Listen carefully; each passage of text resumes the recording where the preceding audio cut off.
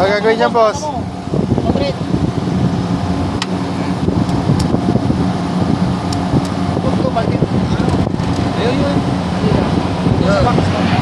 Ano yan? Anong pati yan? Opo yan, tigli 5,000 lang. Doon lang tayo sa 5,000. Hindi natin kaya mahal eh. Sabi, pakilo na natin yan. Mga 20 kilo din yan oh. Pagka mo, nice ba? Yan.